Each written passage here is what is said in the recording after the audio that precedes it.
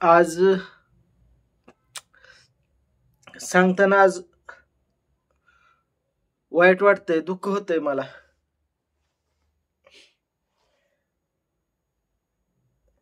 तुम्ही माणसानं झालं काय? झालं काय? लगीन करणं हा गुन्हा आहे का सांगा मला. काय करत नाही मी घरासाठी. लेकरा बाळांपासून तुम्हाला सांगतो, समजा मला सुद्धा जीवाला कमी करतो, पण तेवढं हिंडा करतो. आणि शेवटी ही वेळ आली ना, असलं रंग असलं दात दाखवते ते. ह्या जीवाला काय वाटत असेल.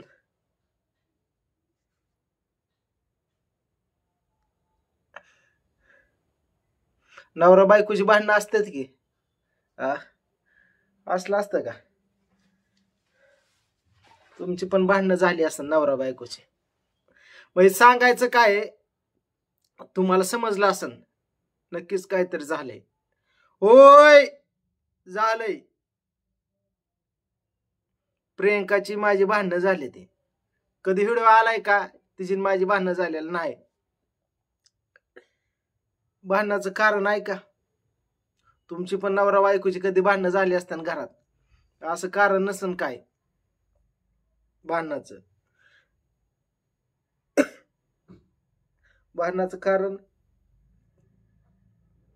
बायांचं कसं म्हणतात ना, गुडघ्यात मेंदू असतो, ती खरं या. कुठल्या गोष्टीनं कुठली गोष्ट लागून धरत्यान त्याला नाही बुड न शेंडा काहीच नसतं या. पण तेवढं धरायचं. आणि तेवढ्यावर तुम्हाला सांगतो, नवऱ्याला नुसतं असं आरीव धरायचं, बोलून तर काय दाखवायचं नाही, नुसतं नजरेनं मारायचं आणि तसलं वाकडं तिकडं तोंड करून असलं काम हे बायांचं. त्यांचं तोंड तर बघितली ना, अरा लय बेकार. आता झालं काय आणि मी काय केलं? चूक कोणाची तुम्ही सांगा. प्रियंकाने मी बोलत नाही. आता तुम्ही म्हणता झालं काय? मी मसाल्याच्या ऑर्डर लिहित बसलो होतो. एकतर गाडी येणार होती लवकर, मी लिहित होतो कोणाकोणाची पटापटा, आणि त्यात मी बिझी होतो. आणि हे तुम्हाला सांगतो, मेकअप करून आले. आता ही नटली कशासाठी मला काय माहित नाही. बाहेर जायचं होतं का असाच मेकअप केला तिने, काय माहित कसा मेकअप केला ते, पण केला. मग मी आता माझ्या कामात बुजी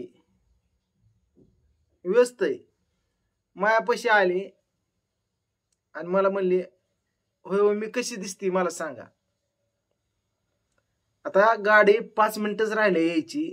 त्या गाडीला पुन्हा परत जायला लागतंय, जिथं गाडी जाईल त्या मागं जायला लागतं. या ऑफिस 10ला बंद होतं, 9:45 वाजल्यात.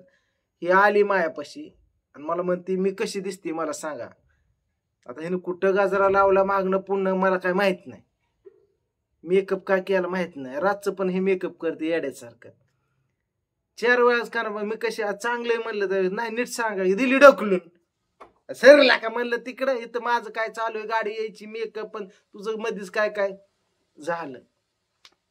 तेवढंच कारण फक्त. जी उठली ती त्या घरात जाऊन झोपले. हे आहे बेडरूम आमचं. ही बघा, ही बेडरूम. तिकडे आली नाही ती झोपाय.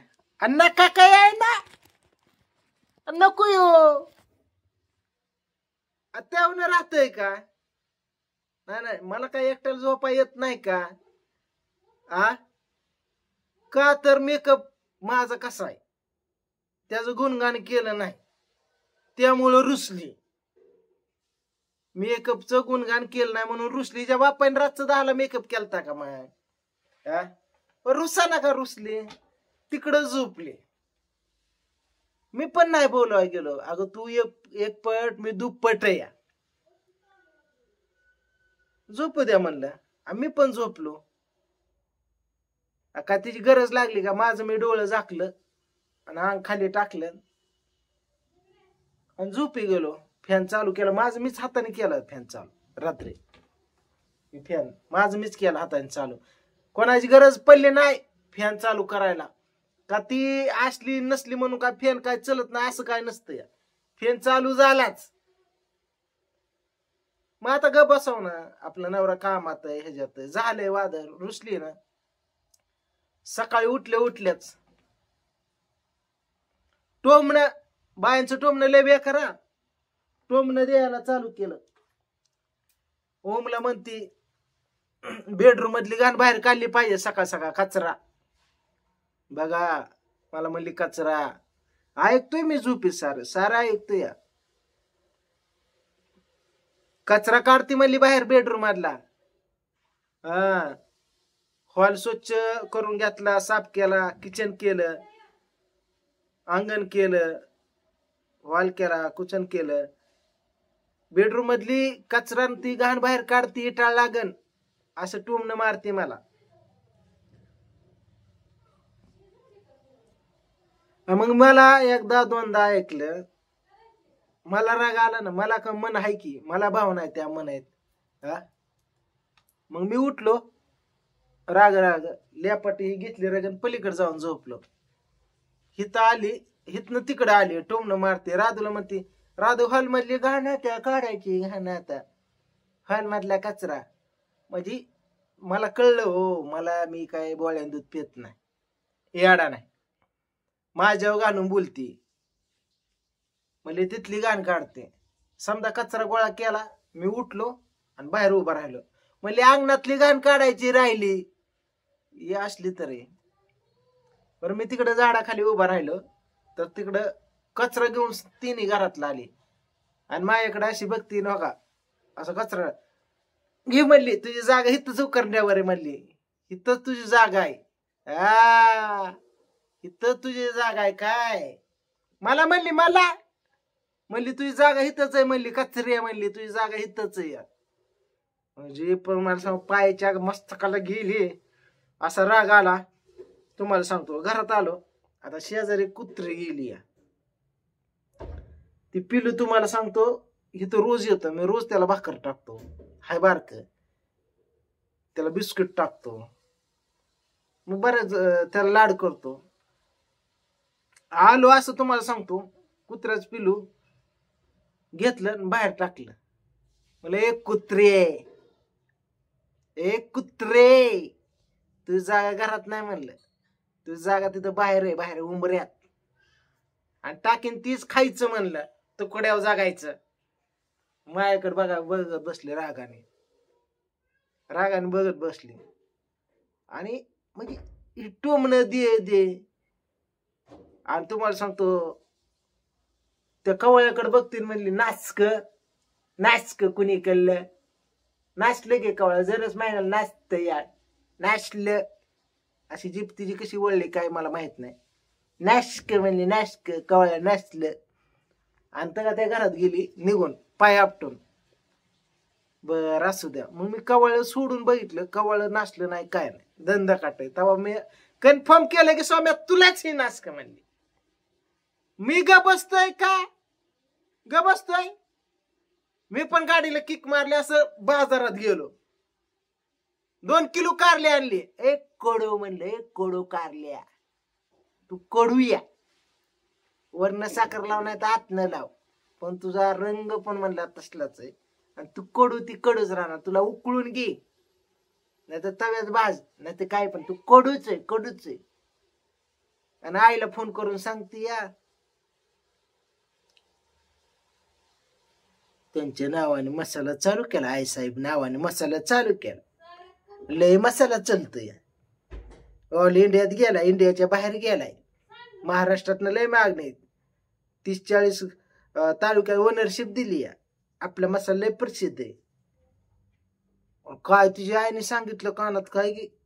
आणि त्या दिवशी रात्री मला काय म्हणते, होय हो तुमचं खरंच माझ्यावर प्रेम असलं ना. मी म्हणलं हाय की. मग तुमच्या आईच्या नावाने आई साहेब मसाला चालू केला. हा केला की. माझ्या आईच्या नावाने हळद करायची चालू. तुझ्या आईचं बॉसाडा म्हणलं तुझी. आणि त्याचाच राग धरून तुम्हाला सांगतो, ही तुमच्या आईच्या नावाने आईसाहेब मसाला आहे आणि माझ्या आईच्या नावाने हळद लावा, हळद करा. मला हळद करा चुनाच करतो की चालू तुझ्या आईच्या नावाने. म्हणजे कसं, आणि त्याचा राग आला आणि तिने तुम्हाला सांगतो असं घालून पाडून बोलते. वाईट वाटतं आज ह्या गोष्टीच. बायकोनी शेवटपर्यंत साथ द्यावं हीच नवऱ्याची अपेक्षा असते. नवऱ्याची कशी पण परिस्थिती असू दे, सुखादुःखात हसत खेळत 2 घास सोबत खाल्लं पाहिजेत. नावं नाही ठेवली पाहिजेत, चटणी भाकर का असना. कधी नवऱ्याने बायको होऊन जगाव तर कधी बायकोने नवरा होऊन जगावं. एकमेकाचं सुखदुःख वाटून घ्यावं, हातीपर्यंत ते काम करावं दोघांना, हीच अपेक्षा असते. या घरात असं तर केलं इच्छा राहत नाही तर राहायची. वाटतं कुठतरी 10 मिनिटं निघून जावं, लांब जावं, लांब, अर्धा तास येऊनच महागा. पण लेकरासाठी माझं तुम्हाला सांगतो पाऊल निघत नाही. वाटतं इथं थांबूच नाही, या घरात थांबूच नाही, हॉलमध्ये जाऊन आपलं झोपावं. पण विषय कसा असतोय, गडी माणसाला बांगड्या वाजवून रडता येत नाही, तो आतून रडत असतो. या बाया माणूस काय या गल्ली गाव जाग करते. केलं तुम्हाला सांगतो गाळ्यातलं फिळ्यातलं अख्खी गल्ली जाग होते. काय कारण, तर नवऱ्याने स्वयंपाकाचं कौतिक केलं नाही. कारण शुल्लक असते, ते अवघड आहे लेडीज. हिला आता काय करावं तुम्हीच मला कमेंट मध्ये सांगा. मी तर स्वतःहून बोलत नसतोय, हिलाच बोलायला लावणार. कशी बोलायला होतं ते बघा पुढच्या व्हिडिओ मध्ये. स्वतःहून बोलली पाहिजे. अन्याय पुरुषांवर अन्याय सहन होणार नाही. परमेश्वर बघतोय, समजा खालीच कर्म.